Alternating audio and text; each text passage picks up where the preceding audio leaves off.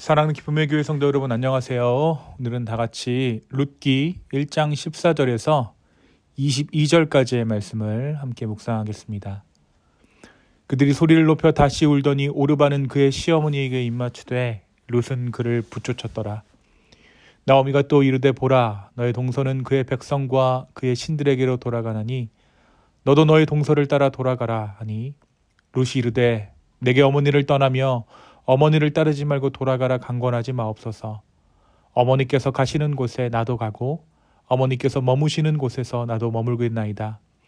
어머니의 백성이 나의 백성이 되고 어머니의 하나님이 나의 하나님이 되시리니 어머니께서 죽으시는 곳에서 나도 죽어 거기 묻힐 것이라.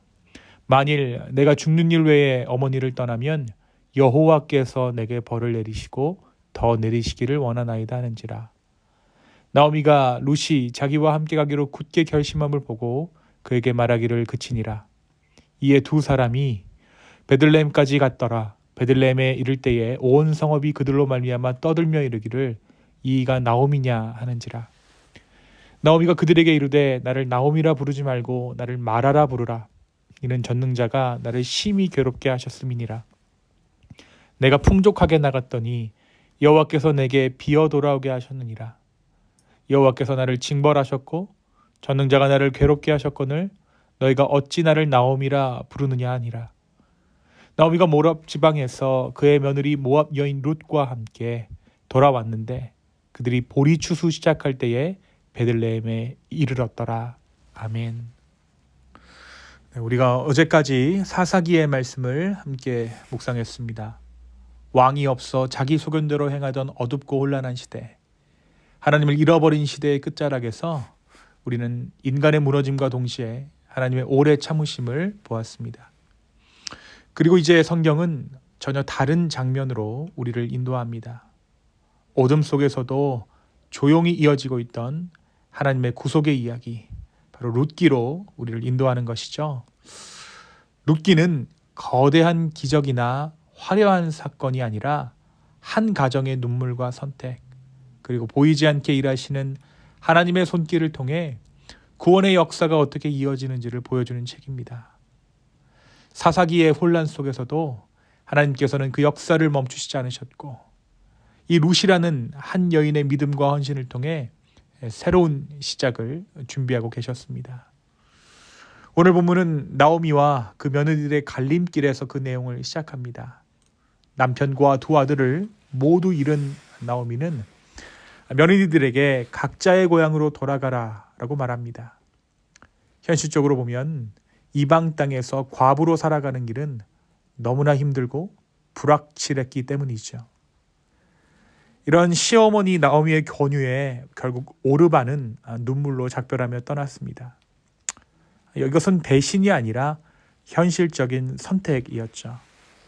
그러나 룻은 다른 결정을 합니다. 시어머니를 따르기로 한 거예요. 시어머니 나오미를 따르기로 한 룻의 고백은 성경 전체에서 가장 깊은 헌신의 고백 중 하나라 할 수 있습니다. 어머니의 백성이 나의 백성이 되고 어머니의 하나님이 나의 하나님이 되실 것입니다. 이 고백은 단순히 시어머니를 향한 정이나 연민이 아니라 하나님을 향한 믿음의 선택이었죠. 룻은 안전보다 하나님을, 미래보다 언약을, 계산보다는 사랑을 선택했습니다. 그렇게 돌아온 베들레헴이었지만 현실은 녹록하지 않았습니다. 나오미와 룻이 베들레헴에 도착하자 사람들은 놀라며 묻습니다. 이가 나오미냐? 이러한 이들의 반응은 그만큼 그동안의 아픔이 그녀의 용모에 드러났다는 의미도 되겠고, 과연 지금의 행색이 기쁨이라는 나오미의 이름에 합당한 모습이냐라는 반문도 담겨있는 반응이었습니다. 이에 나오미는 말합니다. 나를 나오미, 그러니까 기쁨이라 더 이상 부르지 말고 마라, 쓴 인생이라 부르라. 또한 그녀의 말 가운데는 깊은 상처와 신앙의 씨름이 담겨져 있죠. 내가 풍족하게 나갔더니 하나님께서 나를 비어 돌아오게 하셨다. 나오미는 결코 하나님의 주권을 부정하지 않지만 그 하나님 안에 있는 고난 또한 부정하지 않습니다. 그리고 그 고통을 하나님 앞에서 숨기지 않습니다. 그 오늘 본문은 매우 조용한 문장으로 끝이 납니다. 보리 추수 시작할 때에 베들레헴에 이르렀더라. 사랑하는 성도 여러분, 오늘 말씀은 우리에게 무엇을 말해주고 있습니까? 먼저 오늘 말씀은 신앙이라는 것이 갈림길에서 드러난다라는 것을 말해주고 있죠. 오늘 본문에서 오르반은 현실을 선택했습니다. 하지만 룻은 시어머니와 함께하는 길을 선택했죠. 그리고 이 선택은 단순히 가정을 향한 정의나 나오미의 하나님을 향한 믿음의 선택, 곧 하나님을 선택한 결정이었습니다. 그렇습니다. 믿음은 말이 아니라 선택에서 드러납니다. 안전보다 하나님을, 계산보다는 신뢰를 선택하는 자리에서 믿음은 살아 움직입니다. 오늘 우리는 여러 가지 선택을 하게 될 것입니다. 그리고 우리가 하게 되는 그 선택과 결정들은 다름 아닌 우리의 신앙, 우리가 믿고 있는 바를 말해주게 될 것입니다. 그렇다면 우리는 무엇을 구해야 합니까? 그래서 우리가 구해야 할 것은 온전한 결정을 위한 하나님의 은혜입니다. 사랑하는 여러분, 중요한 것은 완벽한 선택이 아니라 하나님을 향한 방향에 있죠. 하나님은 넘어지지 않는 사람을 찾으신 것이 아니라 넘어져도 다시 하나님을 향해 서는 사람을 찾으십니다. 우리의 선택이 늘 옳지 않아도, 우리의 믿음이 늘 담대하지 않아도 우리가 하나님을 향해 마음을 두고 그분의 은혜를 구할 때 하나님께서는 우리의 결정들을 통해 일하시고 우리의 길을 주님의 길로 인도하십니다. 오늘 하루 시작하면서 우리가 이렇게 기도하기 원합니다. 주님, 내 계산이 아니라 주님의 뜻을 따르게 해주십시오. 내 두려움이 아니라 주님을 신뢰하게 하여 주십시오. 내 길이 아니라 주님의 길을 선택하게 하여 주시옵소서. 이렇게 하나님을 선택하는 작은 순종들이 우리의 삶 가운데 쌓일 때, 우리의 삶은 어느 순간 뒤돌아보았을 때 내가 걸어온 길이 아니라 하나님께서 인도하신 길이었음을 깨닫게 될 줄로 믿습니다. 온전한 주님의 은혜를 구하는 저와 여러분 되기를 예수님의 이름으로 축원합니다.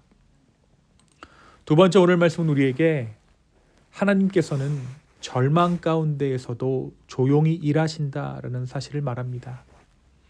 오늘 보면 이렇게 끝이 나죠. 그들이 보리 추수 시작할 때에 베들레헴에 이르렀다. 아무 일도 일어나지 않은 것 같은 문장이지만 사실 이것은 하나님의 구원의 역사가 다시 움직이기 시작했음을 알리는 신호입니다. 굶주림의 이야기 가운데 양식의 시작이, 비어버린 인생 가운데 회복의 시작이 이미 놓여져 있다라는 것이죠. 그런데 여러분, 계절은 어떻습니까?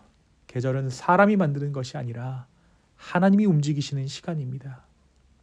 우리는 계절을 바꿀 수 없고 겨울을 건너뛰어 곧바로 봄으로 갈 수도 없습니다. 다만 우리에게 주어진 것은 지나가는 계절을 믿음으로 견뎌내는 것입니다. 지난 나오미의 인생은 긴 겨울과 같았습니다. 잃어버림, 비어있음, 설명할 수 없는 고통의 시간이 바로 나오미의 인생이었죠. 그러나 그녀가 알지 못했던 사실이 한 가지 있습니다. 바로 하나님께서 이미 그 계절을 바꾸고 계셨다는 사실입니다.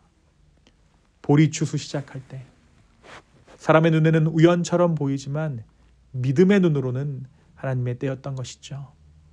죽음의 이야기 한가운데서 하나님께서는 생명을 열고 계셨던 것입니다.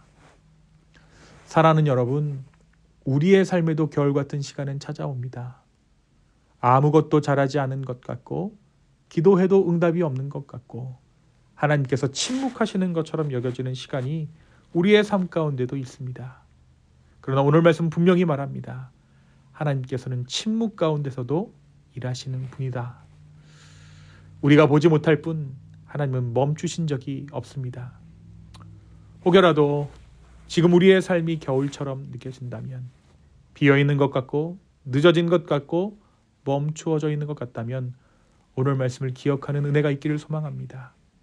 보리 추수 시작할 때에 하나님의 때는 이미 움직이고 있습니다. 회복의 계절은 반드시 옵니다. 그리고 그 계절은 하나님께서 여시는 계절입니다. 이 사실을 믿고 의지하는 저와 여러분 되기를 예수님의 이름으로 축원합니다. 이 시간 함께 기도하시겠습니다. 주님, 다시 한번 우리의 삶을 아버지 앞에 드립니다. 오늘 이 하루 많은 선택 가운데 주님께서 주시는 마음으로 선택하기를 원합니다. 내가 보기에 좋은 것 선택하는 것이 아니라 주님 보시기에 좋은 것, 옳은 것 선택하게 하여 주십시오. 또한 은밀히 일하시는 침묵 가운데서 계절을 바꾸시는 그 하나님, 우리가 신뢰합니다. 주여 우리를 불쌍히 여겨주시옵고 다만 주님을 의지하는 가운데 주의 일을 보여 주시옵소서. 감사합니다. 이 모든 말씀 예수님의 이름으로 기도하였습니다. 아멘.